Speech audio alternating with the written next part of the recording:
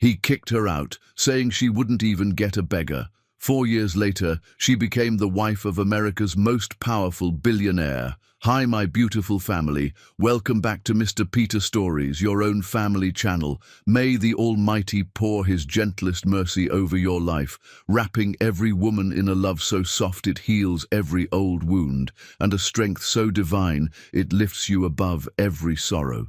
May your days open like warm sunlight, may your nights rest in perfect peace, and may every step you take be guided by blessings that were written just for you. I pray your heart never feels alone, your spirit never feels forgotten, and your home never runs out of comfort, kindness, or joy. May every tear you ever cried return to you as miracles, and may every sacrifice you made in silence rise before God as a prayer answered beautifully. You deserve honor, tenderness, and a lifetime of respect for the love you give without limits. If your heart is true, like the video, if your love is real, write, "I am with Mr. Peter. Let's start with love." The pregnancy test burned in Marilyn Jordan's pocket like stolen fire. She pushed open the apartment door expecting candles and quiet celebration, found instead a crowd of expensive suits drowning the living room in cigar smoke and triumph. Samuel Jackson stood at the center holding court, his colleagues circling with the hungry loyalty of wolves who'd just watched their alpha tear into fresh meat. Senior Vice President, the youngest in Whitmore Industries history. Marilyn waited by the entrance, one hand pressed against her coat, where the test sat hidden. She'd imagined this moment differently. Soft lighting, his favorite meal, words that would change everything in gentle ways. She'd even bought champagne, the expensive kind Samuel pretended to know about, left it chilling in the refrigerator downstairs in their building's shared kitchen. Instead, she stood invisible, while men she'd never met celebrated a husband who hadn't bothered calling to share his victory. Samuel's eyes found her across the room. Something shifted in his expression, something cold, sliding behind the mask of celebration like winter behind glass. He crossed the space between them in strides that felt predatory, grabbed her wrist with fingers that pressed just slightly too hard, pulled her into the bedroom and shut the door with careful violence. The sound of the lock clicking felt like a coffin ceiling. "I'm pregnant." The words escaped before strategy could stop them. No preamble, no soft introduction, just truth standing naked in the space between them. She watched his face for the joy she'd spent weeks imagining, the excitement, the tender moment where they'd become something more than just two people sharing an apartment. Samuel went utterly still, his face emptied of everything except calculation. 10 heartbeats passed in silence, heavy enough to suffocate. She could hear the party continuing through the door. Laughter, the clink of glasses, someone telling a joke she couldn't quite make out. Then he turned, opened the bedroom door wide, let the party noise flood back in like poison. "Everyone." His voice carried that executive authority she'd once mistaken for strength. "My wife wants to make an announcement." Her stomach dropped into freefall. This wasn't, "She thinks getting pregnant will trap me into staying married." The laughter started immediately, sharp, masculine, cruel as broken glass dragged across skin. She opened her mouth but sound died before reaching air. One of Samuel's colleagues, a man whose name she'd forgotten, who'd never once looked her in the eye at company events, actually pointed at her while laughing, like she was entertainment specifically arranged for their amusement. Samuel's boss stepped forward, a silver-haired predator in a suit worth more than her entire wardrobe. His breath smelled like scotch and entitlement. "Jackson, you're going places. This?" He gestured at Marilyn like she was garbage waiting for collection. "This is dead weight. Hell, even a beggar wouldn't want her now. Pregnant and desperate, that's the opposite of the executive package we discussed." More laughter. Someone refilled champagne glasses. Someone else made a comment about Samuel dodging a bullet that generated another wave of amusement. Samuel watched her with eyes like autopsy tables, clinical, detached, already examining something dead. "You heard him," Samuel said, his voice dropping to intimate cruelty that only she could hear beneath the party noise. "Not even a beggar would want you now." He leaned closer, champagne breath hot against her ear, so close she could feel his lips moving against her skin. "I want you to remember I said this. When you're alone and broken, when you're desperate enough to beg, remember that I chose to destroy you. Remember that I had the power, and I used it because I could." The room had gone quiet now. His colleagues shifted uncomfortably, sensing they'd crossed from celebration into something darker, but none of them spoke. None of them intervened. Men rarely did when destruction wore the right clothes. One younger executive, someone Samuel had mentored, looked away, found something fascinating about his shoes. "I've been seeing Jessica for 6 months, Samuel continued, stepping back to address the room again. His voice returned to normal volume, casual as discussing weather. "The CEO's daughter. She's appropriate for my trajectory. Young, connected, doesn't have delusions about trapping successful men with pregnancies." The cruelty was surgical. Marilyn felt each word land like scalpel cuts, precise and designed for maximum damage. 6 months. He'd been planning this for 6 months, touching her while thinking of someone else, letting her believe they were building something when he was already dismantling it piece by piece. "I'm your wife." Her voice came out smaller than intended, barely audible over the resumed party noise. "We made vows. I'm calling my lawyer tomorrow morning. Divorce papers will be filed before the end of the week." Samuel paused, and something flickered across his face. Something that might have been discomfort if it hadn't been buried so quickly under cold determination. "And Marilyn, I called Uncle Harrison at Philadelphia Memorial this afternoon. Your residency? Terminated effective immediately. He's filing performance reports documenting incompetence, ethical violations, everything necessary to make sure you never practice medicine anywhere in this city." The floor tilted. Dr. Harrison, her residency supervisor, the man who'd written her recommendations, who'd praised her surgical precision just last week, who'd told her she had the hands of a master surgeon, was Samuel's uncle. She'd worked under him for years without knowing, without understanding that every evaluation had been built on sand that Samuel could wash away with a single conversation. "You have until midnight to pack," Samuel said, checking his watch with the casualness of someone ordering dinner. "Security has been notified. After that, you're trespassing and I'll have you arrested." She walked to the bedroom on legs that felt borrowed from someone else's body. Behind her, the party resumed, louder now, as if her humiliation had added fuel to their celebration. Someone made a toast to Samuel's freedom.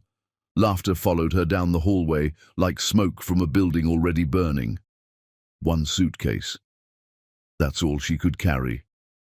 Her hands trembled as she folded scrubs and underwear and the single photograph of her parents, both dead now, which suddenly felt like mercy.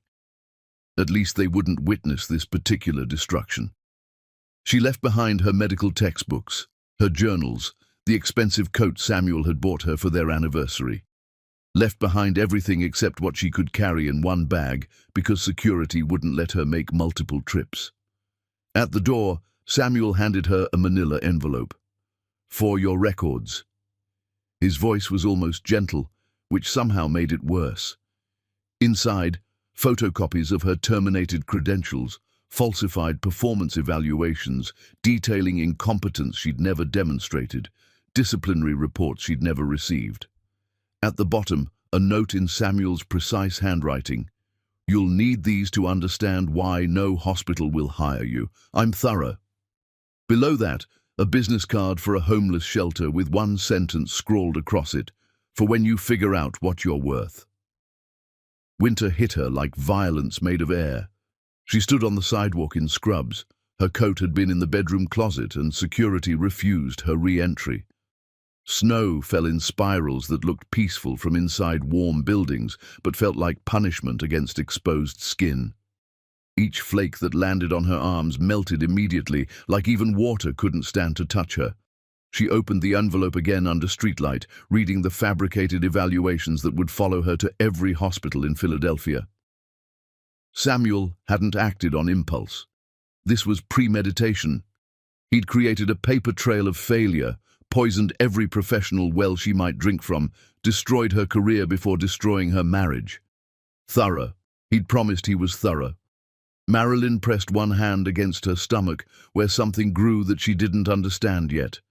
The pregnancy test had only shown positive. It would be weeks before she learned about the triplets, about the impossible mathematics of 3 lives, carried in a body that had nowhere safe to sleep. A taxi drove past without stopping. She raised her hand, but the driver looked right through her, seeing only another desperate person on a street full of desperate people. She had no money anyway. The joint bank account would be empty by now. Samuel worked fast when destroying things. Her phone buzzed. Text from Hospital Human Resources confirming termination, requesting return of badge and parking credentials within 24 hours. He'd dismantled her entire existence in under 2 hours, and he'd done it with the precision of someone who'd planned every move. The homeless shelter address on the business card was across the city, 6 miles through snow that was falling harder now, through streets that looked different when you had nowhere to return to. The sidewalk was already slippery, dangerous, but standing still meant freezing, and freezing meant dying, and dying meant Samuel won. Marilyn looked up at the apartment building. Light spilled from his windows. She could hear music now, louder. Someone had turned up the stereo. They were celebrating, dancing probably, toasting Samuel's freedom from the burden of her. She started walking because standing still would kill her, and she refused to give him that satisfaction. She wouldn't let him win. Chapter 2. The Predators and the Wolf. The ultrasound technician's face went carefully neutral in that practiced way medical professionals deployed when reality became too brutal for easy delivery. Marilyn lay on the cracked vinyl examination table at the free clinic, shirt pushed up to expose skin that had started curving with pregnancy's early evidence. The wand pressed cold against her stomach, while the screen showed something that looked like impossible mathematics. 3 heartbeats, 3 distinct pulses flickering in the grainy black and white like accusations. "Triplets," the technician said finally, her voice professionally gentle. "You're carrying triplets." Marilyn started laughing. Not joy, something closer to insanity. The universe had looked at her situation and decided subtlety wasn't sufficient. 1 baby would have been catastrophic. 3 was cosmic mockery. "Are you," the technician began, "alone, homeless, unemployed, blacklisted from every hospital in Philadelphia?" Marilyn heard her own voice coming from somewhere distant. "And now carrying triplets. Yes, I'm fine. Everything is fine." The technician printed the ultrasound images without charging.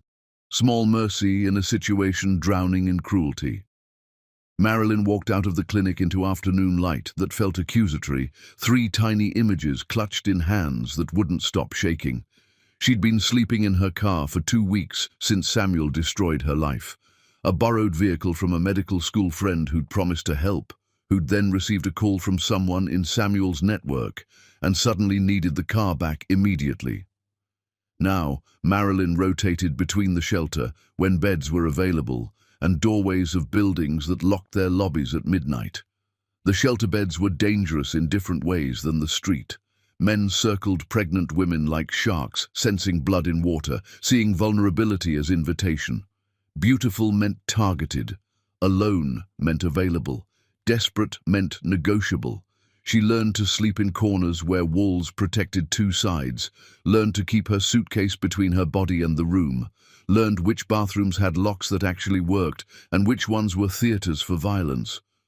On a Tuesday, she'd stopped tracking days by name, only by whether shelters had beds. She went to a 24-hour laundromat to wash her 1 set of clothes that didn't smell like fear and sweat. The fluorescent lights buzzed like insects. 3 men entered while her clothes tumbled in the dryer.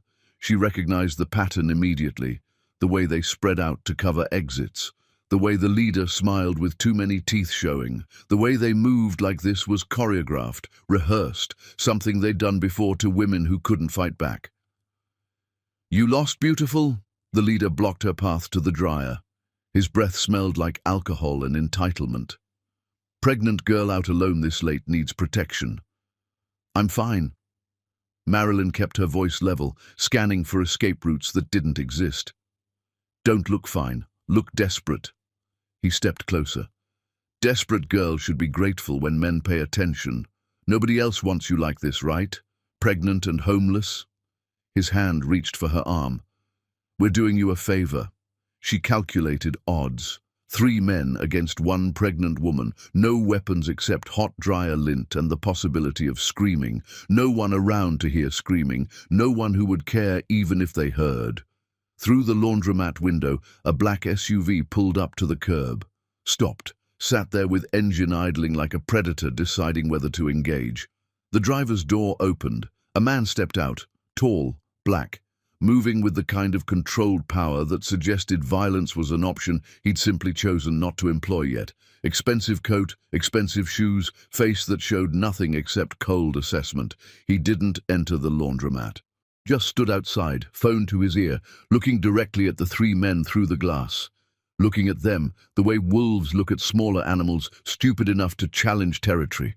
The leader recognized something in that stare. His hand dropped from Marilyn's arm. "We were just leaving." "Yeah," another one said, moving toward the door. "Got somewhere to be." They left fast, practically running. The man outside watched them go, said something quiet into his phone, put it away. Then he entered the laundromat, and Marilyn saw his face clearly for the first time. Sharp features, eyes that calculated value the way accountants calculated profit. Mouth set in a line that suggested smiling was something he'd forgotten how to do naturally. "You need help," he said. Statement, not question. "I needed help 3 months ago." Marilyn pulled her clothes from the dryer, started folding with hands that still trembled. "Now I need survival. Different requirement. I'm Michael Vaughan." She didn't recognize the name immediately. Exhaustion and hunger had narrowed her world to immediate concerns. Food, shelter, safety. Celebrity billionaires existed in a different universe entirely. "I don't need rescue from men who think I owe them something for intervening." "Good." He handed her a business card, simple black text on white stock. "When you're ready to accept help without shame attached, call that number." She looked at the card, then at him, then tore the card in half. Then tore the halves in half again, let the pieces fall between them like snow. Michael Vaughan smiled for the first time, and the expression looked genuine. "You're going to be extraordinary." He left. The SUV pulled away. Marilyn finished folding her laundry alone in the fluorescent buzz of a laundromat that smelled like detergent and missed opportunities. She found work where desperate people find work. Night shifts, cleaning hospitals where she'd once trained, scrubbing toilets in buildings where doctors she'd studied alongside now performed surgeries she'd been barred from completing. The irony tasted like metal in her mouth every shift. But hospitals had one advantage: discarded medical journals in break-room trash cans. She collected them like treasure, studied between cleaning operating rooms, taught herself techniques that medical schools charged fortunes to teach. A Japanese surgeon had published research on revolutionary microsurgery, nerve repair that everyone said was impossible. The paper lived in her coat pocket, creased from constant reading, margins filled with notes in handwriting that got smaller as paper became precious.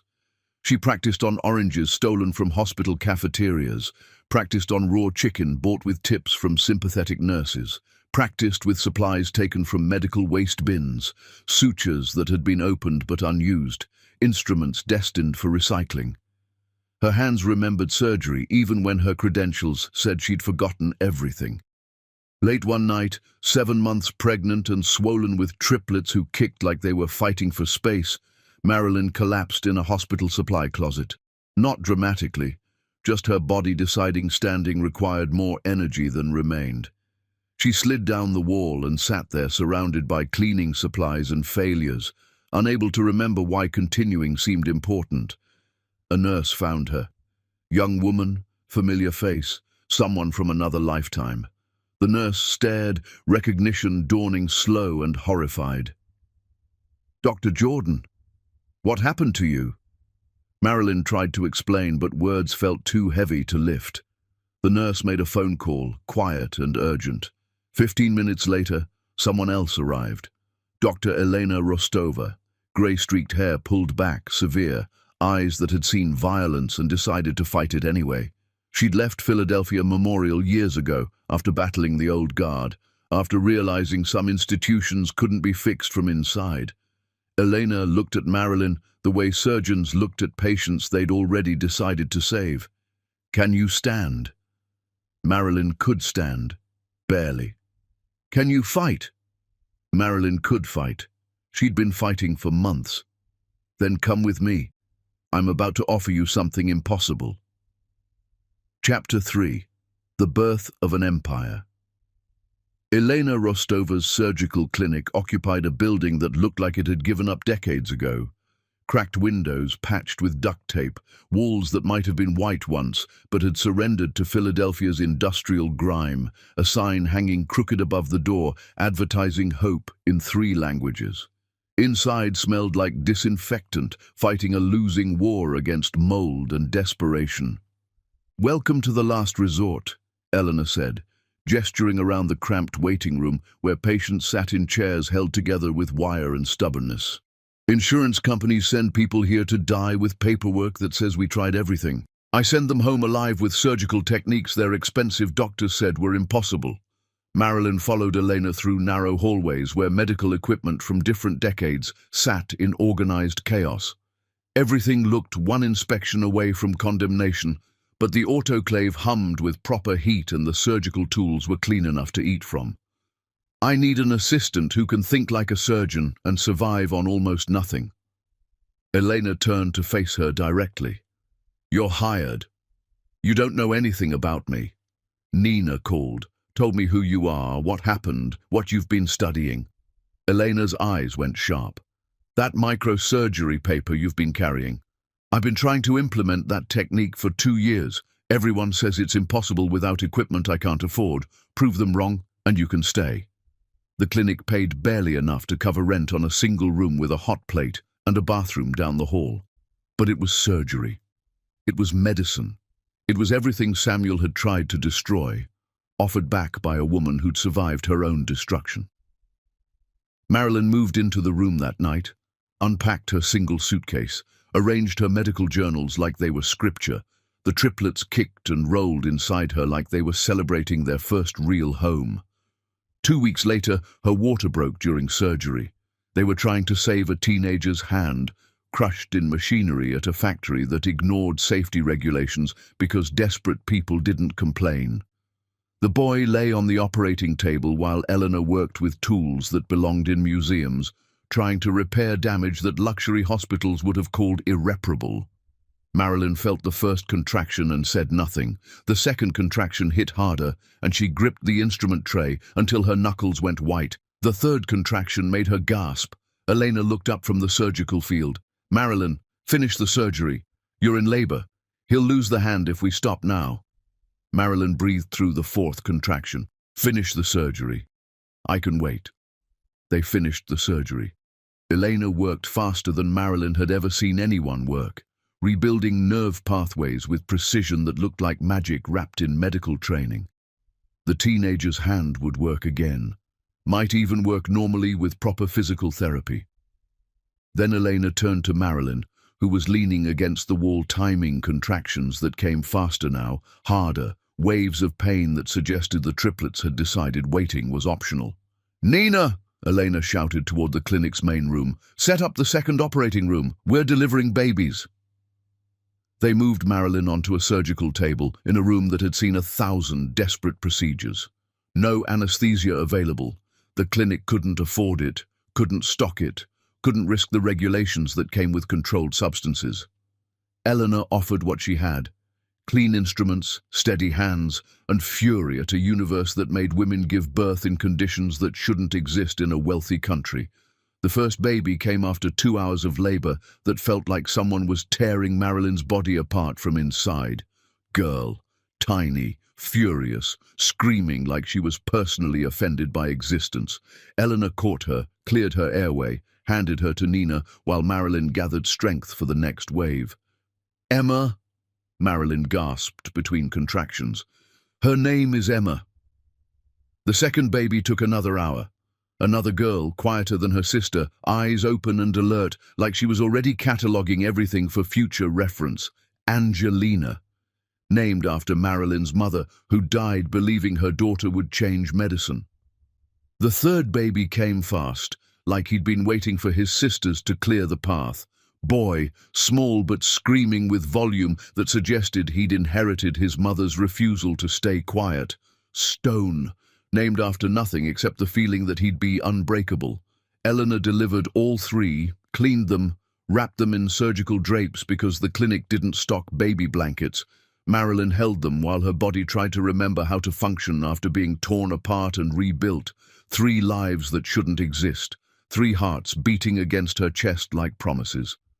"They're beautiful," Elena said quietly, "and you're insane for waiting until after surgery."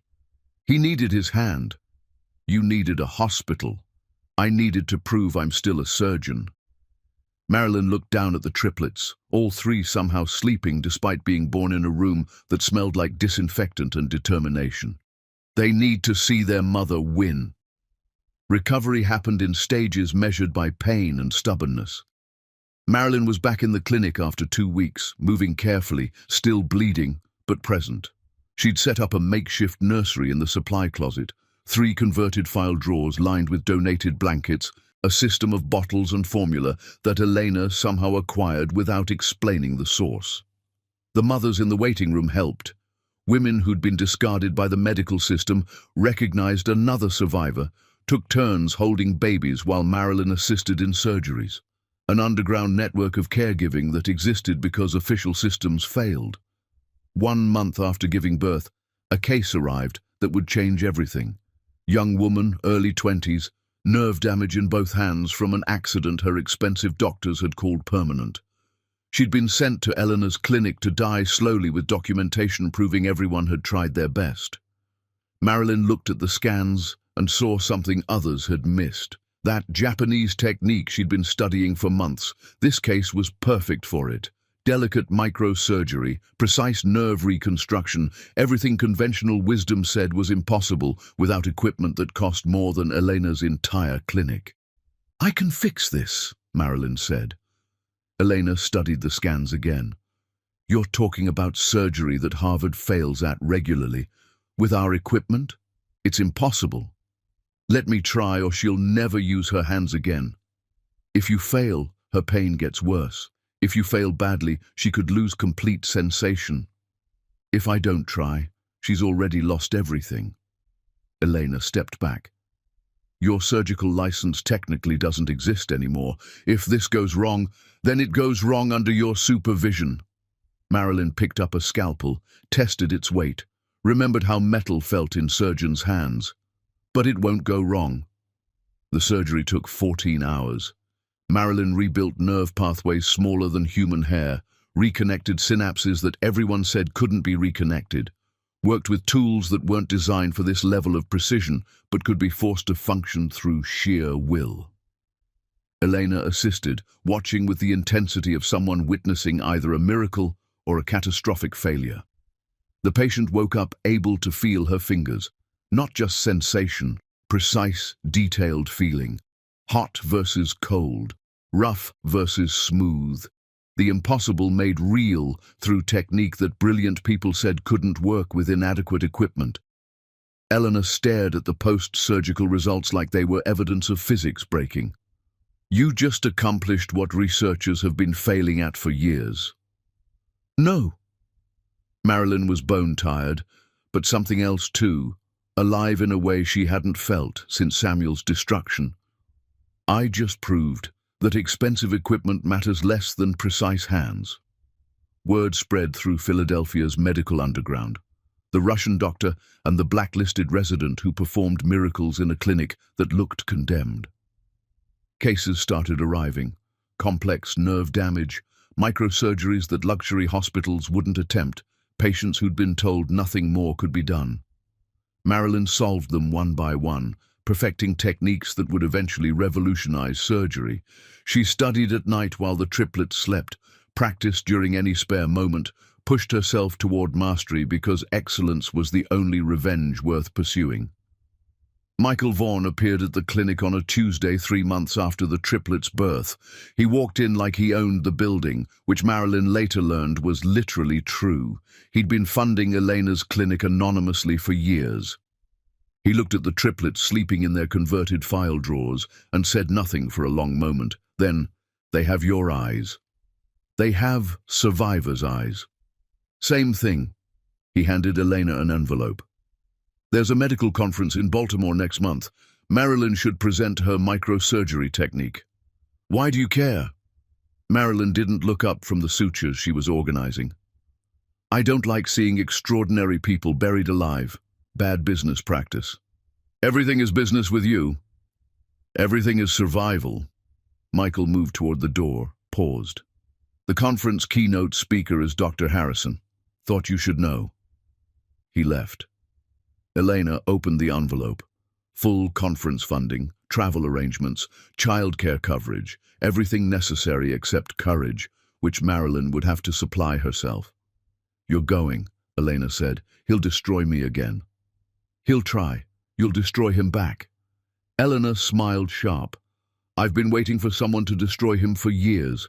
Might as well be you." Marilyn stood in the clinic's cracked bathroom mirror that night, practicing presentations while the triplets made small sounds in their sleep. She looked different than she had months ago, harder, leaner, carrying herself like someone who'd survived dying and decided resurrection was preferable. She whispered to her reflection, "We're going to take everything from the man who tried to bury us." Behind her, stone made a small sound like agreement. Chapter 4. The Resurrection. The Baltimore Medical Conference Center smelled like money pretending to care about health. Polished marble floors reflected chandeliers that cost more than Elena's entire annual operating budget. Surgeons in expensive suits discussed groundbreaking techniques between champagne receptions and pharmaceutical company sponsorship booths. The whole building felt like a temple where medicine worshipped profit. Marilyn stood in the presenter's waiting room wearing a borrowed suit that almost fit, holding Emma while Angelina and Stone slept in a stroller that Nina had pushed all the way from Philadelphia. Her hands smelled like formula and her eyes burned from another night spent memorizing presentations that needed to be perfect because anything less than perfect meant Samuel won retroactively. Dr. Jordan, a conference assistant with a clipboard and judgmental eyes, appeared in the doorway. "You're scheduled in 15 minutes. Children, stay with me or I don't present." "That's highly irregular. Professional conferences don't typically." "Then I suppose the conference loses the most innovative surgical technique presented in the last decade." Marilyn smiled without warmth. "Your choice." The assistant left, returned 10 minutes later with permission and visible disapproval. Nina would watch the triplets in the back of the conference room during the presentation. Irregular, but permitted because someone higher up had reviewed Marilyn's submitted research and decided the risk was worthwhile. The presentation room seated 200. It was full. Standing room only in the back, where younger surgeons crowded, hungry for innovation. Their superiors were too calcified to develop. At the front row center, Dr. Harrison sat like a judge prepared to deliver execution. He saw Marilyn enter, and his smile suggested he'd been looking forward to this destruction for months. Samuel had taught her about calculated cruelty. Dr. Harrison had perfected it over decades. Marilyn walked to the podium, set down her notes, looked out at 200 faces ranging from skeptical to hostile. She found Nina in the back, holding Emma while the other two slept, and drew strength from the reminder that survival required only deciding not to die. "I'm Dr. Marilyn Jordan," she began, voice steady as surgical steel. "You don't know me because I was systematically erased from Philadelphia's medical community for reasons unrelated to competence. Today I'm presenting microsurgical nerve reconstruction techniques that surgeons at your institutions have been calling impossible." She didn't ease into the presentation, didn't apologize or explain or soften.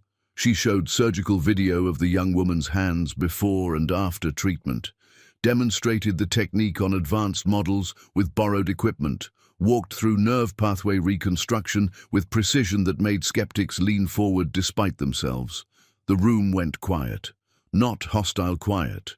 Focused quiet, the silence of people recognizing something revolutionary, even when they didn't want to admit the source. Marilyn presented statistical outcomes that demolished conventional wisdom, showed case studies of impossible recoveries, explained methodology that combined Japanese research with innovations she'd developed while practicing on fruit in homeless shelters. She made excellence visible, made her survival into data they couldn't dismiss. During the question period, Dr. Harrison stood. His voice carried that authority older male doctors wielded like weapons against anything threatening their territory. This woman was terminated from Philadelphia Memorial for gross incompetence and ethical violations. I supervised her residency personally and found her work dangerously substandard. I questioned the validity of this research and suggest this conference has been deceived about her credentials. The room shifted. Marilyn felt the tide turning against her, felt the familiar weight of powerful men destroying women's work with casual lies. She didn't flinch. Dr. Harrison, her voice stayed level. You terminated me 2 hours after your nephew Samuel Jackson called asking you to destroy my career. Should I tell this room why? Or should we discuss how I retook my medical boards last month and scored perfectly while your evaluation of my work was completely falsified? She projected new slides. Her recent board scores, her original residency evaluations from before Harrison rewrote them. Elena had connections that reached into hospital record systems that were supposed to be secure. The timestamp of her termination order appearing minutes after a call from Samuel Jackson's phone. Harrison's face went white. Marilyn continued, voice sharp now, cutting. I was terminated because I became inconvenient to your nephew's career advancement. You falsified medical records, destroyed a resident's future, and violated every ethical standard our profession claims to uphold. A surgeon in the back stood. Older man, confident bearing, someone important enough that people turned to look when he moved. I'm Dr. Richard Thornton from Johns Hopkins. Dr. Jordan, I've been researching microsurgical nerve reconstruction for almost a decade. You've perfected techniques we believed were impossible with current technology. I want you leading a department at Johns Hopkins. The room erupted. Questions shouted from every direction, offers whispered between pharmaceutical representatives suddenly interested in techniques that could be patented. The tide turned completely, not just away from Harrison, but toward Marilyn with force that felt inevitable. By the end of the conference, she had 17 formal offers from major hospitals: Hopkins, Cornell, Mayo Clinic, UCLA. Institutions that 3 months ago wouldn't have returned her phone calls now competed for her signature. She chose none of them. Baltimore Metropolitan Hospital, struggling, desperate, willing to give her complete control because they had nothing left to lose. They offered something the prestigious institutions wouldn't: total autonomy. She would be chief of microsurgery, youngest department head in their history, with final authority over research, hiring and surgical decisions. No board oversight, no interference from physicians who believed seniority mattered more than innovation. She named her terms: salary above the chief of surgery, veto power on any decision affecting her department, ownership of all patents developed under her leadership. They agreed to everything in writing. Michael Vaughan appeared at her hotel room after the conference session ended. How he knew her room number, Marilyn didn't ask. Men like Michael had resources that made privacy conditional.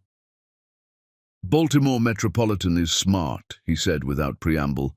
They're desperate enough to actually give you power. Are you following me? I'm investing in your hospital, substantial investment, because you'll make it the most innovative surgical center in America, and I profit from innovation. Because of me.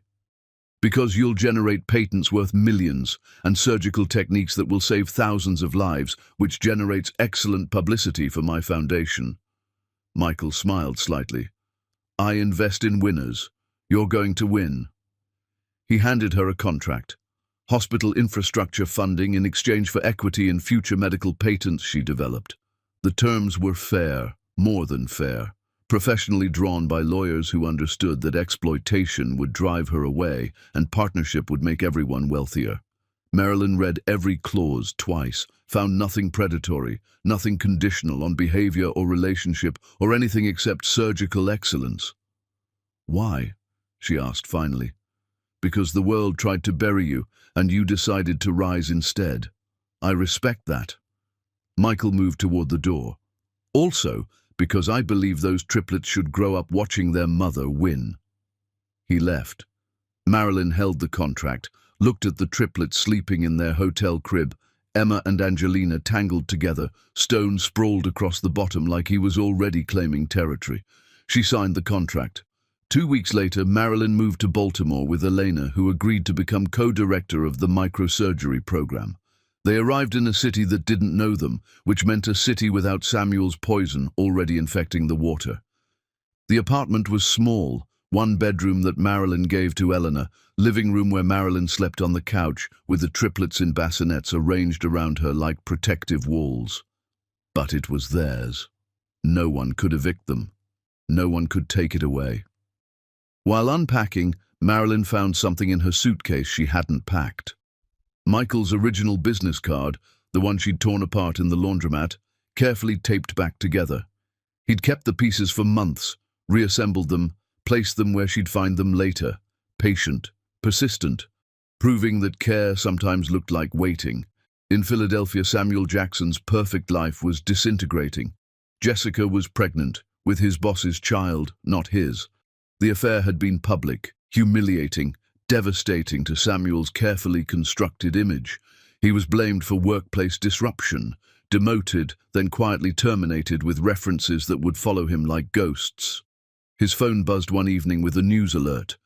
Revolutionary surgeon Dr. Marilyn Jordan appointed chief of microsurgery at Baltimore Metropolitan. Samuel didn't recognize the name immediately. Jordan was her maiden name, buried in paperwork he'd stopped reading after the divorce finalized. Then he saw her photograph next to the article, his ex-wife, the woman he'd told not even a beggar would want, the pregnant resident he'd systematically destroyed. She was smiling in the photo, holding an award, standing between a grey-haired woman and 3 young children who looked exactly like Samuel. He did math, realized. Those were his children. His biological legacy walking around with another woman's last name, thriving in a life he'd deliberately tried to make impossible. Samuel felt something new and terrible, inadequacy mixed with rage, mixed with the dawning realization that he'd destroyed the most valuable thing he'd ever possessed. His mother called that night. "Those are your children, Samuel.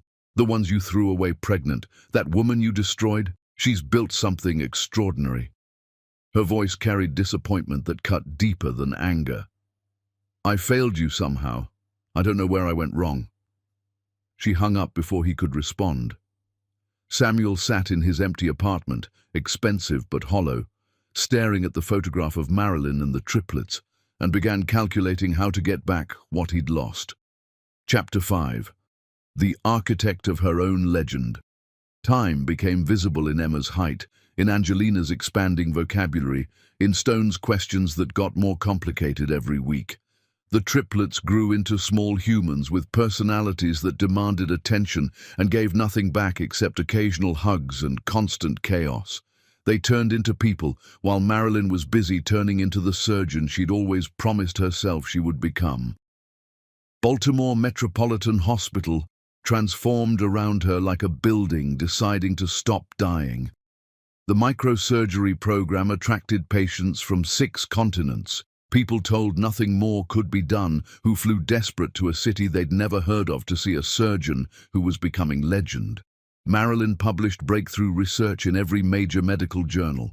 Other surgeons flew in to train under her, paid fortunes to learn techniques she'd developed while practicing on stolen fruit.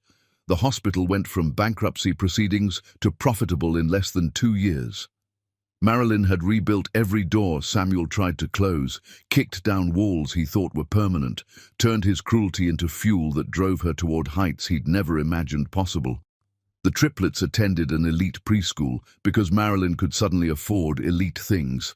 Emma demonstrated mathematical prodigy talent. solving problems that made adults uncomfortable because children weren't supposed to understand abstraction at that level. Angelina had photographic memory, could recite entire books after reading once, spoke 3 languages before kindergarten. Stone read at levels that confused educators and wrote observations about human behavior that felt too old for his small body. They were brilliant and strange, and hers. Michael Vaughan had been constant through all of it, appearing at board meetings, bringing coffee to her office, playing with the triplets in the hospital garden without making it seem like duty or obligation. Just present, always present, never demanding reciprocation or gratitude or anything except her company when she had time to spare. The triplets called him Mr. Michael with affection that suggested they'd promoted him from stranger to permanent fixture. He taught stone chess on Tuesday afternoons, worked through mathematical puzzles with Emma that challenged even Michael's considerable intelligence, read to Angelina in different languages because she collected words like other children collected toys. Marilyn watched him one afternoon in the hospital courtyard. Stone had just checkmated him legitimately, and Michael was laughing with genuine delight at being beaten by a preschooler. Emma was explaining some mathematical concept that involved prime numbers and spatial reasoning. Angelina sat reading a book in Portuguese that Michael had brought her. Marilyn realized with quiet certainty, this is what fathers look like. Not biology or obligation or legal documentation, just showing up every day, asking nothing back, choosing them repeatedly. She started seeing Michael differently, not as a powerful man who wanted something, but as a partner who'd already proven himself through years of patient presence. In Philadelphia, Samuel's carefully constructed life had collapsed completely. Jessica's affair had been public, humiliating, destructive to every professional relationship he'd spent years building. He'd been demoted, then terminated, then blacklisted in the same systematic way he'd once blacklisted Marilyn. His reputation was rubble. His contacts were ashes. His mother had stopped calling after their last conversation. He lived now in a studio apartment that smelled like failure and cheap bourbon. Spent his days applying for positions that went to younger candidates with intact reputations. Spent his nights watching television and pretending he wasn't drowning in consequences. One night, a medical news segment appeared on screen. The governor's daughter had been in a catastrophic accident, nerve damage that 5 hospitals called irreparable. Dr. Marilyn Jordan of Baltimore Metropolitan Hospital successfully reconstructed nerve pathways using revolutionary microsurgical techniques. The patient regained full sensation and motor control. The camera showed Marilyn accepting an award from the governor himself. Behind her, barely visible, were 3 children. The anchor mentioned them briefly. Dr. Jordan's triplets, who she's raising while revolutionizing modern surgery. Samuel stared at the screen. His children, his biological contribution walking around calling someone else's name, thriving in a life he'd tried to make impossible. He started researching obsessively, following every article, every interview, every mention of Marilyn. Michael Vaughan appeared in photos often, at galas, hospital events, always near Marilyn, frequently with the children. Samuel found Michael's profile, billionaire philanthropist, venture capitalist, one of America's most powerful men. Samuel felt something toxic spreading through his chest, inadequacy mixed with rage, mixed with greedy calculation.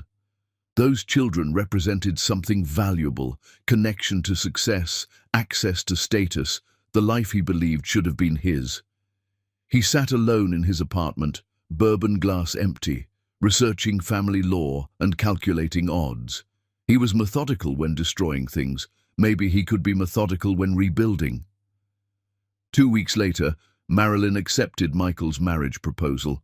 It happened in her office after a particularly brutal surgery. 17 hours reconstructing a pianist's hands after an accident everyone said would end her career. Marilyn was exhausted, still in surgical scrubs, hands steady but mind floating in that space between adrenaline and collapse. Michael appeared with coffee and said without preamble, "Marry me."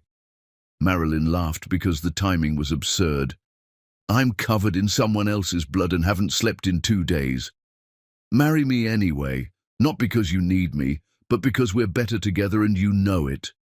She stopped laughing, looked at him, really looked, past the wealth and power and careful control, saw someone who'd spent years proving himself through action rather than words, through presence rather than promises. "Yes," she said, "that's simple. You've been asking the same question for years. I'm finally ready to answer." They married at Vaughan Estate in a ceremony that made national news because billionaire philanthropists marrying revolutionary surgeons apparently counted as entertainment. Private ceremony, only people they actually cared about, no media, no performance. Emma, Angelina and Stone were flower girls and ring bearer. They'd started calling Michael Dad months earlier after Michael asked Marilyn's permission and sat the children down to explain that family was built through love and daily choice, not biology or obligation. The vows were simple. Michael's, "You built an empire from ash. I'm honored to stand beside it." Marilyn's, "You showed me good men exist. That partnership means respect, that love is action repeated daily without expecting applause." The wedding announcement hit major publications. Dr. Marilyn Vaughan, formerly Jordan, weds philanthropist Michael Vaughan in private ceremony. Samuel saw it on his phone while sitting in his apartment, unemployed and alone. He stared at the wedding photos, Marilyn in white, glowing with success and happiness. Michael beside her, hand on her waist with easy intimacy. The triplets in formal wear, calling another man Dad, thriving in a life Samuel could have had if he'd been a different person. He threw the phone against the wall hard enough to crack the screen, then he started planning. Chapter 6. The Kingdom She Rules. Samuel hired a private investigator because obsession demanded details and imagination couldn't fill gaps left by exile. He needed to know everything, where she lived, where the children went to school, who they saw, how they spent their days. He needed intelligence before planning invasion. The report arrived in manila envelope that sat on his kitchen table for 2 days before he gathered courage to open it. Inside, photographs, timelines, interview transcripts with people on the periphery of Marilyn's life who didn't know why they were being asked questions. Samuel read every page. Each one destroyed him incrementally. Erosion rather than earthquake. Marilyn had been homeless, sleeping in her car, then in shelters, then in doorways. The report detailed assaults she'd fought off, harassment she'd endured, nights she'd spent cleaning toilets in hospitals where she'd once trained. It described her collapsing 7 months pregnant in a supply closet, nearly dying in childbirth at a clinic that barely qualified as medical facility. The investigator had been thorough. Interviews with shelter workers who remembered her, photos of the laundromat where she'd been cornered, records of the free clinic where she'd delivered triplets without anesthesia while simultaneously trying to save a teenager's hand. Samuel read how she'd taught herself revolutionary surgery while practicing on fruit, how she'd built reputation from nothing using only skill and relentless determination, how she'd climbed from absolute zero to becoming one of America's most respected surgeons through sheer force of will. Late at night, reading the report for the 3rd time, Samuel felt something crack inside him. Not guilt exactly, something more destabilizing. He'd spent months telling himself Marilyn had succeeded because of luck or connections or anything except the reality staring at him from pages of documented suffering. She'd survived because she was extraordinary. He'd tried to destroy extraordinary and somehow believed it would stay buried. The feeling passed quickly, replaced by familiar calculation. Those children were his biological property. That success should partially belong to him. He deserved access to the life she'd built. He hired a lawyer, explained that his ex-wife was keeping him from his biological children, that he wanted custody rights, visitation, relationship. The lawyer reviewed case history, the divorce, the systematic destruction, the abandonment of pregnant wife, and refused. "Mr. Jackson, you have 0 parental rights. You abandoned her while pregnant, actively destroyed her career and reputation, filed false documentation. Any judge would laugh you out of court, and frankly, I'm ethically uncomfortable helping you." Samuel found a less ethical lawyer, filed for partial custody, demanded visitation rights, claimed that Marilyn was keeping him from his children out of vindictiveness rather than protection. The case died in one hearing. Marilyn's lawyers, Michael's lawyers, expensive enough to make Samuel's representation look like public defenders, crushed it with documentation, every cruel word Samuel had spoken recorded, every false evaluation he'd created proven fabricated, every door he'd closed exposed, the judge's final words. "Mr. Jackson, you relinquished all parental rights the moment you told your pregnant wife that not even a beggar would want her, then systematically destroyed her ability to provide for herself and your unborn children. This case is dismissed. You're fortunate Dr. Vaughan isn't pressing charges for harassment."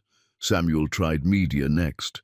Contacted sympathetic journalists, positioned himself as father being kept from children by wealthy, vindictive ex-wife. "Billionaire's wife denies access to biological father" sounded compelling in headlines. It backfired spectacularly. Investigative journalists dug into background, found divorce records, court testimony, documented pattern of abuse and destruction. Public opinion turned savage.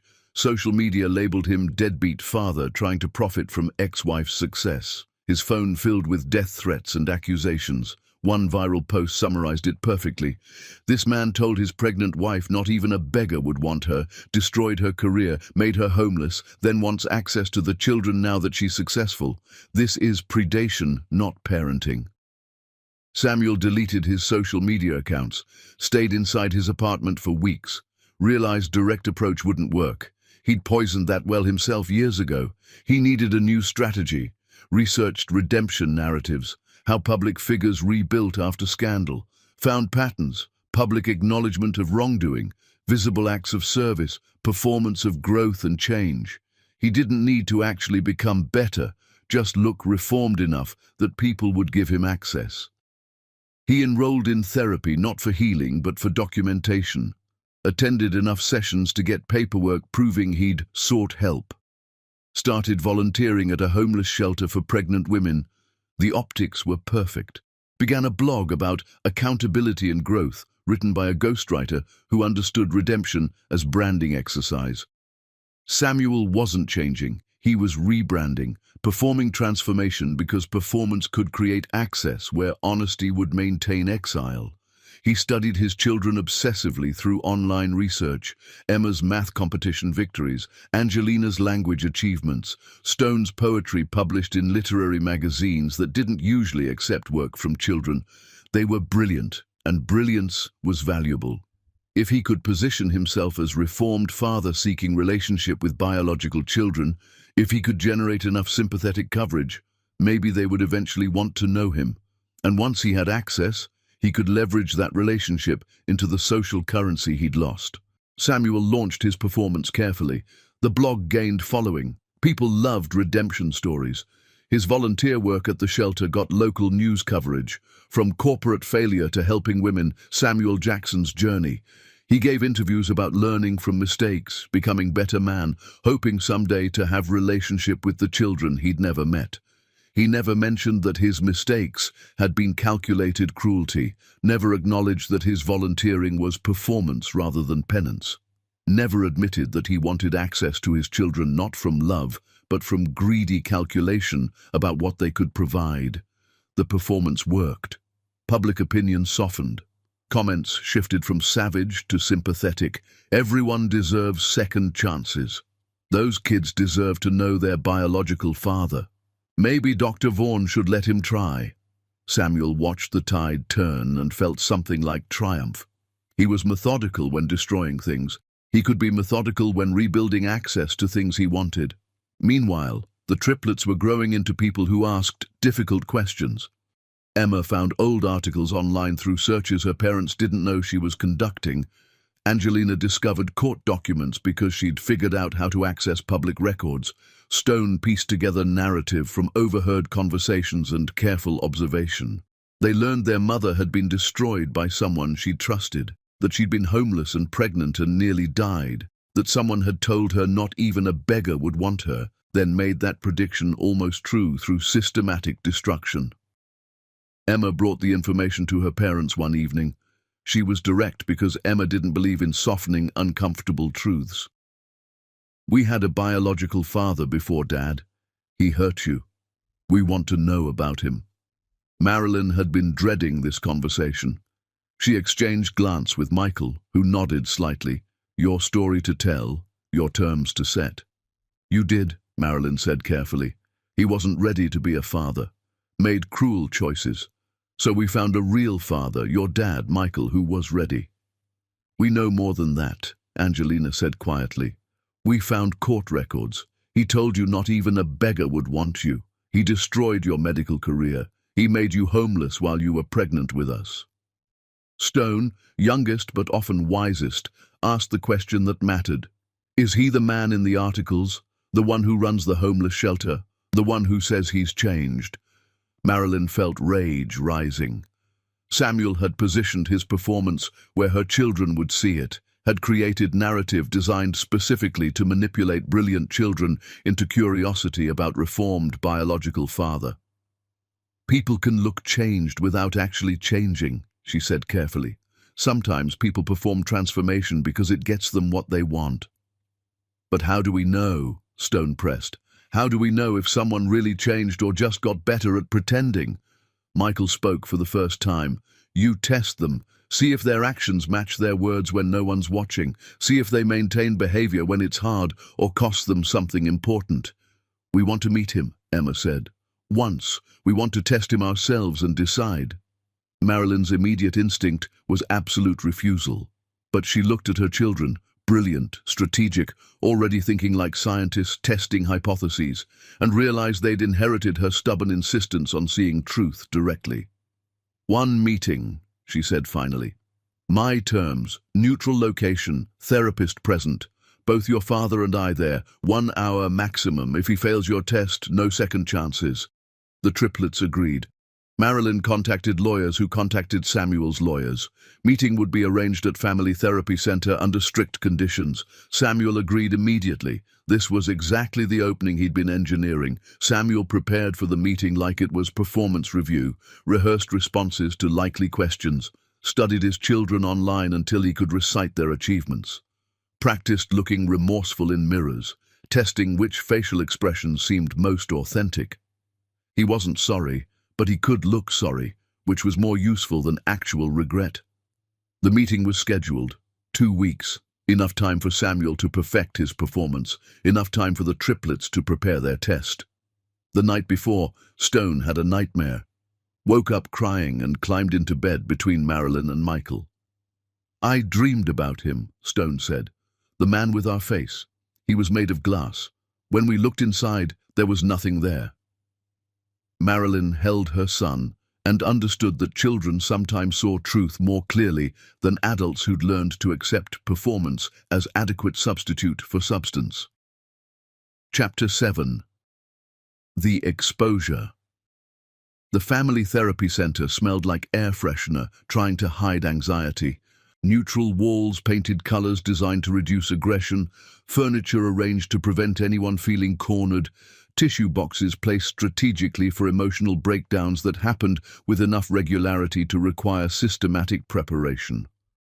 Dr. Williams waited in the consultation room, a black woman with grey hair and eyes that suggested she'd heard every lie humans could tell and developed immunity to performance. Marilyn had chosen her specifically. No connections to Samuel's world, no investment in any particular outcome except truth. Samuel arrived early, wearing clothes calculated to look respectful without seeming expensive. Humble performance, carefully constructed. He sat in the arranged chair looking nervous, which was genuine because he hadn't expected to face children as intelligent as their online profiles suggested. Then Marilyn arrived with Michael and the triplets. Samuel saw his biological children for the first time, 7 years old, beautiful in that unfinished way children had before adolescence carved their faces into permanence. They looked like him, same bone structure, same coloring, same eyes that suggested intelligence beyond their years. But they moved like Marilyn, carried themselves like Michael, looked at Samuel with assessment that suggested they'd already decided this was experiment rather than reunion. Emma studied him with scientific curiosity. Angelina's photographic memory was cataloguing every detail. Stone watched with empathy that somehow made his examination more devastating. "Ground rules," Dr. Williams said. "The children can ask anything. Samuel can answer honestly. I'll intervene if anyone becomes destructive. This is recorded for legal protection." Emma spoke first because Emma led through directness. "Why did you tell our mother nobody would want her?" Samuel had prepared for this. "I was broken. I said terrible things. I've spent years trying to understand how wrong." Angelina cut him off. "That's not what she asked. She asked why you said it, not how you feel now." Samuel recalibrated. "I was ambitious, cared more about my job than people, made bad choices." Stone leaned forward. "But why those exact words? What made you think of that specific thing to say?" They weren't asking children's questions. They were dissecting him with precision that felt surgical. Samuel felt sweat forming despite the cool room. "I don't have a good answer," he tried. "I was acting like a monster." "Monsters don't usually know they're monsters," Emma interrupted. "You're using words that sound good, but don't explain anything. Try harder."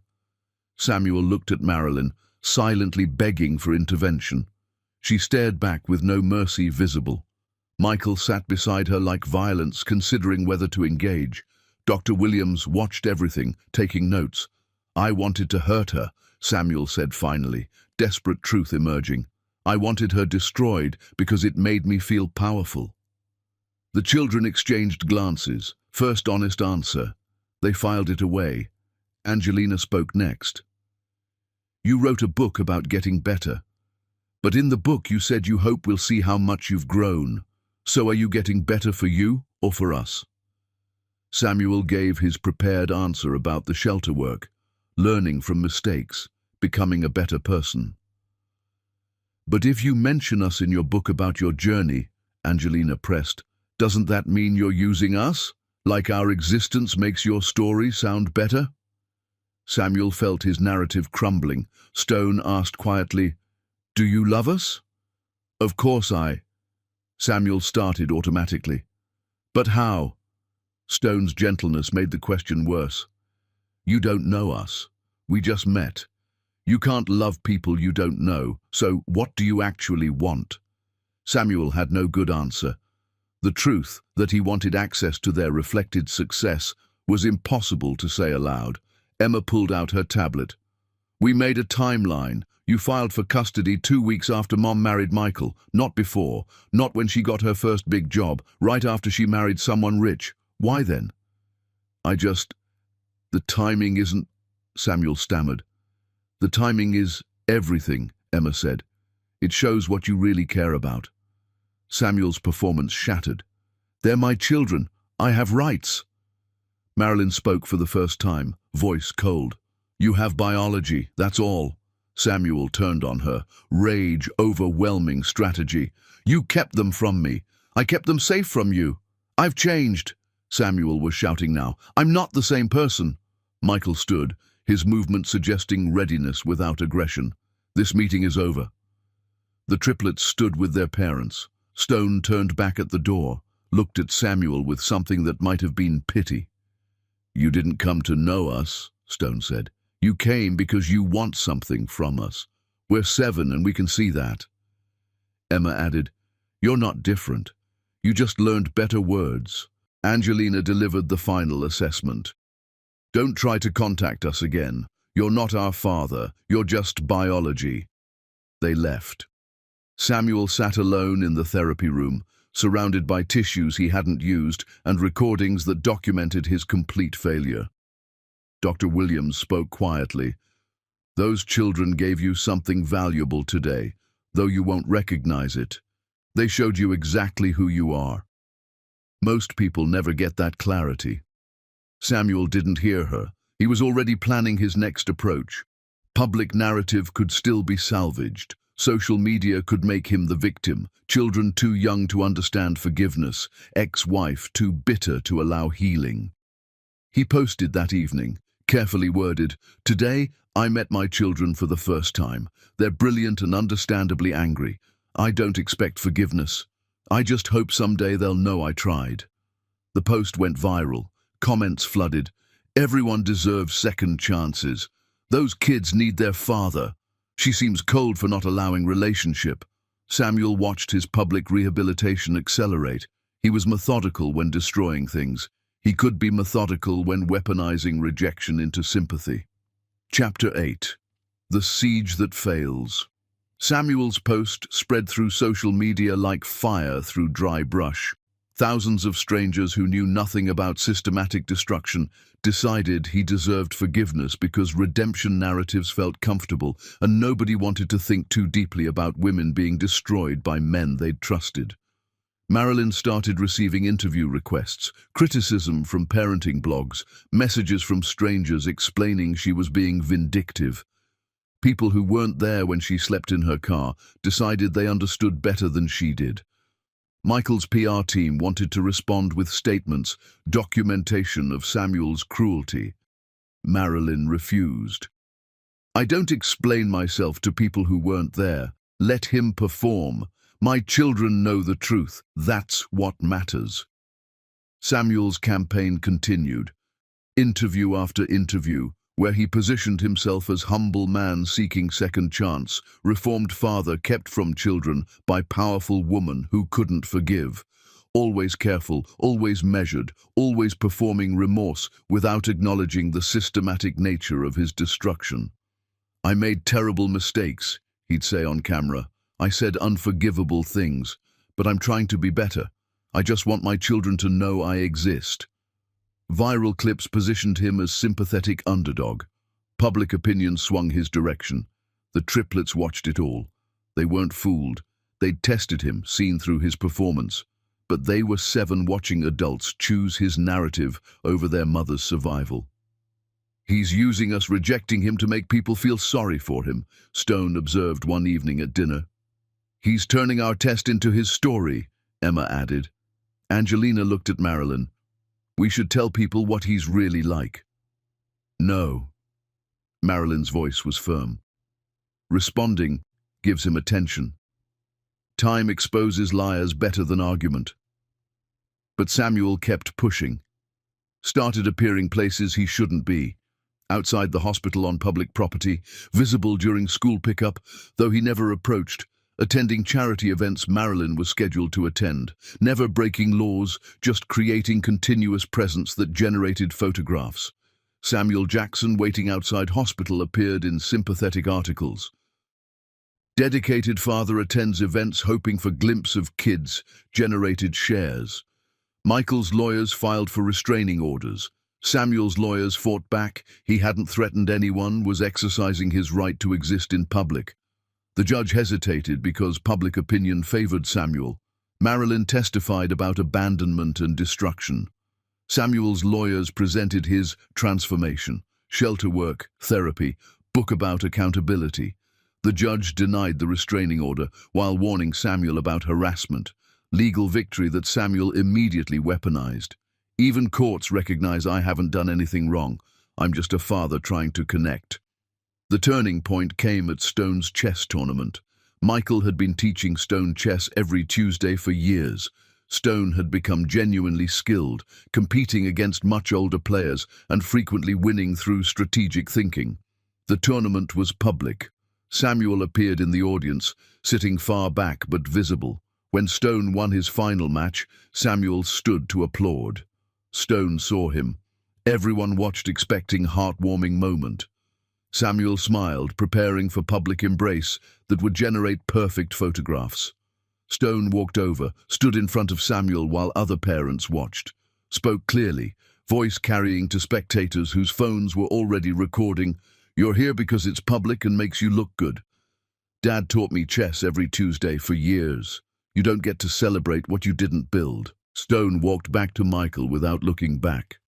The moment went viral within hours. Public opinion began shifting. Comments. "That kid just said what everyone was thinking." "Stone's right. Showing up isn't the same as being there." "Samuel is performing, not connecting." More people researched actual history, court documents, Marilyn's testimony, the systematic destruction. Context that Samuel's performance had obscured became visible. A journalist with reputation for investigation contacted Marilyn for her first public interview.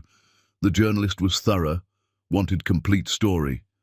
Marilyn agreed, gave one interview that was calm, factual, devastating, showed medical records from when she nearly died giving birth, testimony from Elena, timeline of Samuel's career destruction, court documents showing his custody filing came 2 weeks after the wedding announcement. He didn't want his children, Marilyn said on camera. He wanted access to what children could provide. There's a difference. The interview aired, went viral in opposite direction. People dug into Samuel's performance, shelter where others did actual work while he served as public face, ghost-written book, therapy he'd attended 3 times before paying for completion forms, blog written by professional copywriter. Everything was performance, nothing genuine. His redemption brand collapsed in days. Shelter terminated his position. Publisher cancelled projects. Interview opportunities vanished. He was back where started, alone, with nothing, now also publicly exposed as fraud. Samuel sat in his apartment reading comments. Thousands who'd believed him now felt betrayed. Anger at manipulation exceeded initial sympathy. For the first time, Samuel felt something that might have been shame. Not regret at getting caught, shame at being fully seen. The triplets had known immediately he was hollow. Public had taken longer but reached same conclusion. He disappeared from social media, from public view, from anywhere Marilyn's family might encounter him. 6 months passed. Marilyn's family moved forward. The triplets continued growing, achieving, becoming. Then Emma received a letter, not from Samuel, from his mother. Chapter 9. The Reckoning. The letter arrived in expensive envelope with Philadelphia return address. Emma opened it carefully, read contents, brought it to Marilyn and Michael without speaking. Inside, letter from Samuel's mother, their biological grandmother they'd never met. The handwriting was precise, unsentimental. I'm writing because I'm dying and need to say this while I still can. Samuel is still my son.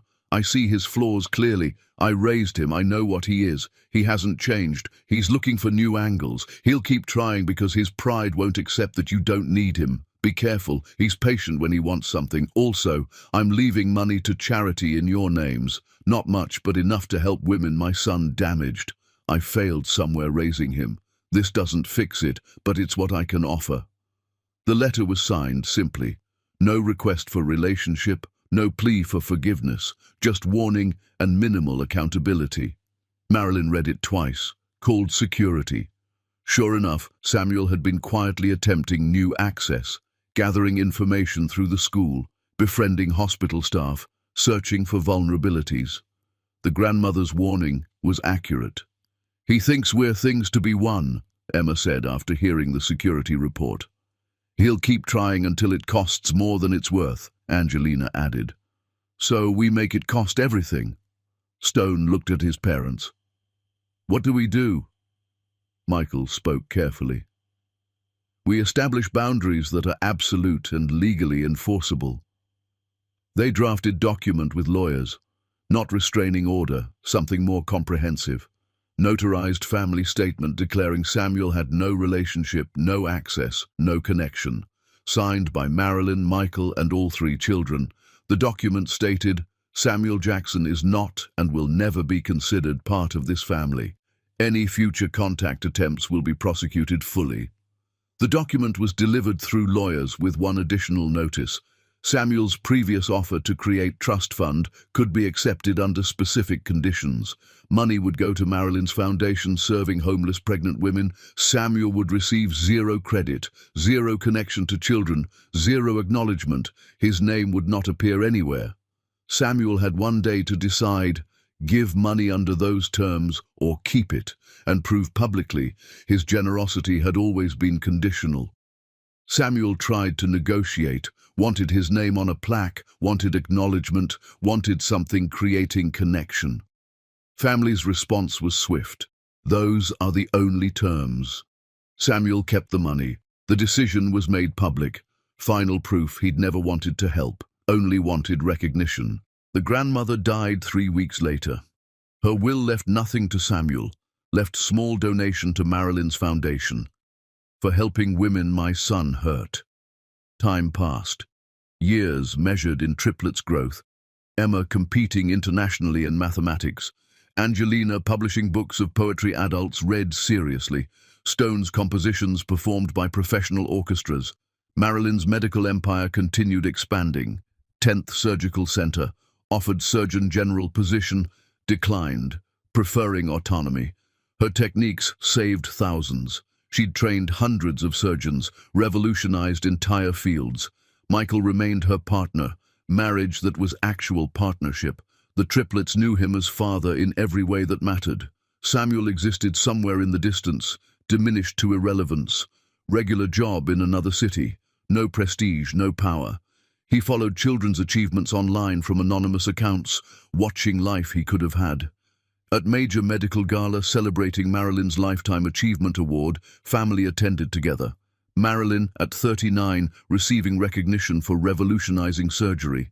Michael beside her, triplets now teenagers, confident and brilliant and kind. Marilyn's acceptance speech thanked everyone who helped her rise, talked about building from nothing, refusing to accept others' false assessments. Someone once told me not even a beggar would want me. He was wrong. Not because I proved my worth to him, but because I never needed his validation. I was always valuable. What changed was my refusal to accept anyone's false assessment. She didn't mention Samuel by name. He was irrelevant to her story. Just another obstacle overcome, no more significant than the doors she'd opened. After the gala, family went home. Stone asked while Michael helped with formal wear, "Mom, do you think about him?" "Who?" Marilyn's confusion was genuine. "Samuel, the biological—" "I genuinely forgot his name for a second. That's your answer." "Good," Emma said. "He doesn't deserve space in your head." "Agreed," Angelina added. Family moved forward because that's what survivors did, not forgetting, but refusing to give cruelty power over present or future. Chapter 10. The Fortress That Stands Forever.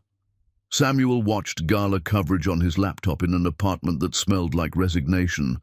He saw Marilyn accept Lifetime Achievement Award, saw Michael standing beside her, saw the triplets applauding with faces showing no awareness Samuel existed. Emma was 14, competing internationally against adults and winning. Angelina had published 3 books critics took seriously. Stone's compositions were played by major orchestras. They were extraordinary. They carried Samuel's genetics but reflected nothing of his character. Samuel closed the laptop. His reflection appeared in dark screen, older, diminished, carrying weight that wasn't physical. He'd tried everything. Performance hadn't worked. Legal action failed. Public sympathy turned to disgust. His mother died without forgiving him. His children tested him and found him wanting. His ex-wife transcended him so completely she literally forgot his name. Nothing left to try. No angle remaining unexplored. He existed now in the space people occupied after burning every bridge. Regular job, no prestige, no connection to the life he destroyed. He followed children's achievements from distance because direct observation was barred. Sometimes late at night, Samuel would sit in his apartment remembering the moment he'd told pregnant Marilyn that not even a beggar would want her. He remembered choosing those words specifically for maximum damage. Remembered feeling powerful as her face broke. In those moments, something would crack inside him. Genuine regret that felt different from his usual calculations about what he'd lost. He'd see Marilyn's face that night, see the triplets he'd never held, see the life he could have had if he'd been capable of being different. The feeling would sit in his chest like physical pain. Then morning would come, and the feeling would fade into familiar patterns of resentment and calculation about what had been taken from him. The momentary clarity would disappear, leaving only the hollow certainty that he was exactly who he'd always been. His phone buzzed with news alert. Stone Vaughan's Symphony No. 1. One to premiere at Kennedy Center. Article described his youngest biological child's composition being performed by National Symphony Orchestra. Stone was 14.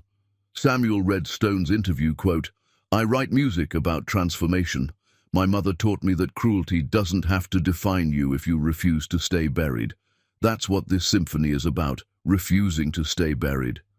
The article included family photo, Marilyn, Michael, and the triplets.